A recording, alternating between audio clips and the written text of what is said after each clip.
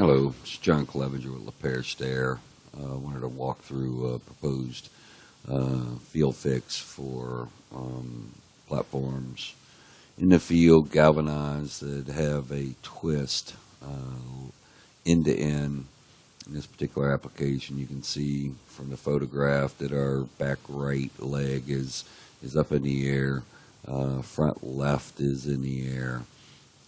We're proposing a system that will allow you to pull these legs down without anchoring to the ground.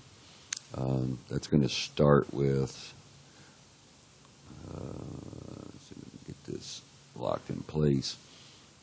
Basically a flat bar assembly. It'll come out tagged based on the unit. So if it's system 1A or platform 1A, the unit flat bar will be tagged 1A. This will be a welded assembly. These two parts, these two gem nuts would come separate with the jack assembly. Basically what happens here is these are going to be custom designed to fit the system. Number, do a little explode here. Basically you take one of the nuts off for the platform that you're working on. Always want to work in the same direction with the legs that are lifted up. So in this case, it was the back right, front left. So you want to tie those together with the flat bar. Basically, take the nut off of the existing leg bolt, slip these flat bars on. The two ends, once those are installed, you basically have,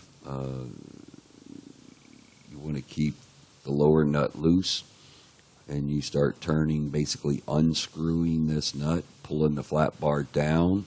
As that happens, it's going to pull the opposing legs down with it. So it's going to pull that warp out of the platform. So you just basically loosen this bolt, which is pull in the flat bar until the two legs touch, and then tighten the jam nut. This is the fix that we think is going to be most efficient. Requires no tools other than a couple of box-in wrenches, or actually open-in wrenches. Again, this is for the COPT project, pulling the twist out of the platforms.